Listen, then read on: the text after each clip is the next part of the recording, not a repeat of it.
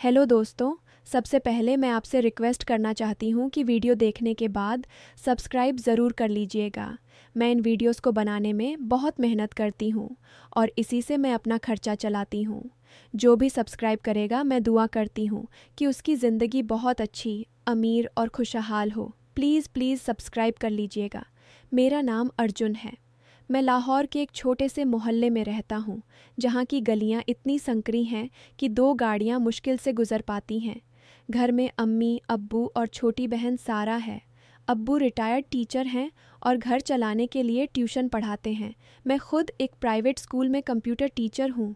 School ज़्यादा बड़ा नहीं, लेकिन बच्चे अच्छे हैं और वहाँ का माहौल घर जैसा लगता है। रोज़ सुबह उठकर तैयार होना, बस पकड़ना, स्कूल पहुँचना, यही रूटीन है। लेकिन पिछले कुछ महीनों से ज़िंदगी में एक नई रौनक आई थी। उसका नाम था फ़राह।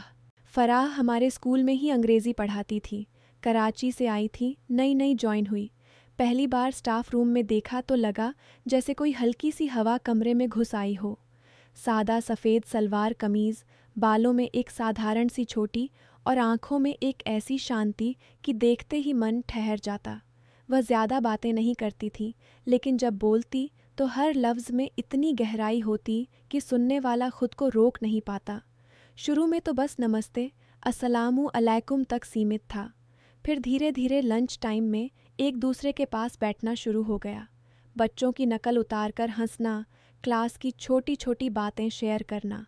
कभी वह पूछती, अर्जुन, तुम्हें लगता है बच्चे सच में किताबों से ज़्यादा टीचर से सीखते हैं?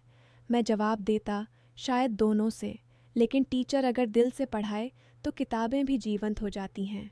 वह मुस्कुराती और उस मुस्कान में कुछ ऐसा होता कि मेरा दिल एक पल को रुक जाता। एक दिन स्कूल के बाद बारिश शुरू हो गई। आसमान काला पड़ गया था और बूंदें इतनी तेज़ कि छाता भी बेकार। हम दोनों बस स्टॉप पर खड़े थे। मैंने देखा फ़राह के बाल भीग रहे थे और वह हाथ से चेहरा पोंछ रही थी। मैंने कहा, फ़राह, बारिश रुकने का नाम नहीं ले रही। अगर बुरा न मानो तो मैं ड्रॉप कर दूं? बाइक है पास में। वह एक पल हिचकिचाई, आंखें नीची कर लीं, फिर धीरे से बोली, ठीक है, लेकिन सिर्फ आज के लिए। रास्ते भर हम भीगते रहे। बाइक पर बैठी थी, मेरे पीछे, हाथ कंधों पर हल्के से रखे थे, जैसे डर रही हो गिरने का। लेकिन हर बार जब ब्रेक लगता, उसका हाथ थोड़ा और कस जाता। मैंने आईने में देखा, उसकी आंखें बंद थीं। चेहरा बारिश की बूंदों से चमक रहा था। मन में एक अजीब सी खुशी थी। घर पहुंचकर जब उतरी तो बोली, शुक्रिया अर्जुन, आज तुम न होते तो मैं भीगकर बीमार पड़ जाती। मैंने कहा, अरे छोटी सी बात, अगली बार छाता साथ रखना। वह हंसकर बोली, अगली बार मतलब बारिश फिर आएगी? मैं शर्मा गया। हाँ, यानी अगर आए तो। उस रात नींद नहीं आई। बस उसकी आवाज़, उसकी मुस्कान, उसका हाथ कंधे पर, सब घूमता रहा। धीरे धीरे बातें बढ़ीं, अब फ़ोन पर भी। रात को जब घर शांत हो जाता, वह मैसेज करती, अर्जुन, आज क्लास में एक बच्चे ने कहा कि मैं बहुत अच्छी टीचर हूँ, अच्छा लगा। मैं जवाब देता, क्योंकि तुम सच में अच्छी हो। कभी वह अपनी पुरानी यादें शेयर करती, कराची की भीड़, परिवार की तंगी, फिर भी पढ़ाई पूरी करने की ज़िद। मैं सुनता और मन में सोचता कि कितनी मजबूत है यह लड़की। एक शाम स्कूल के पीछे वाले छोटे से गार्डन में हम बैठे थे। बच्चे जा चुके थे, स्टाफ रूम बंद हो चुका था। वह बोली, अर्जुन, कभी कभी लगता है ज़िंदगी में कोई ऐसा हो जो बिना कुछ कहे समझ जाए। मैंने उसकी तरफ देखा, आंखें मिली। एक पल ऐसा लगा जैसे समय थम गया हो। मैंने धीरे से कहा, शायद ऐसा कोई हो, बस अभी तक कह नहीं पाया। उसने नज़रें झुका लीं, गालों पर हल्की सी लाली फैल गई। फिर बोली, कभी कभी कहने से पहले ही समझ आ जाता है। हम दोनों चुप हो गए। सिर्फ हवा में पत्तों की सरसराहट थी। उस पल में न कुछ कहा गया, न कुछ छुआ गया, लेकिन दिलों के बीच एक अनकहा रिश्ता बन गया था। लेकिन यह सब इतना आसान नहीं था। एक दिन स्कूल में अफवाहें शुरू हो गईं। किसी ने फ़ोटोशॉप से हमारे नाम से चैट्स बनाए। उनमें ऐसी बातें लिखी थीं जो हमने कभी नहीं कही। रात को मिलते हैं, तुम्हारे बिना नींद नहीं आती, सब कुछ गलत तरीके से ट्विस्ट करके। स्टाफ रूम में लोग फुसफुसाने लगे। फ़राह की आंखें लाल थीं। वह मेरे पास आई और धीरे से बोली, अर्जुन, लोग क्या सोच रहे हैं? मेरी इज्जत। उसकी आवाज़ कांप रही थी। मैंने कहा, फराह, ये सब झूठ है, हम जानते हैं सच क्या है, लेकिन अंदर से डर लग रहा था। घर लौटा तो अब्बू ने सुना। गुस्से में बोले, अर्जुन, ये क्या कर रहे हो? सारा की शादी का वक्त आने वाला है। अगर मोहल्ले में बात फैली तो सब बर्बाद। फराह अच्छी है, लेकिन अभी रिश्ता जोड़ने की हालत नहीं। तुम्हारी सैलरी से घर नहीं चलता, फैमिली प्रेशर है, पहले खुद को संभालो। अम्मी ने भी कहा, बेटा, लड़की की इज्जत बहुत नाजुक होती है, एक अफवाह लग गई तो वो कभी नहीं मिटती।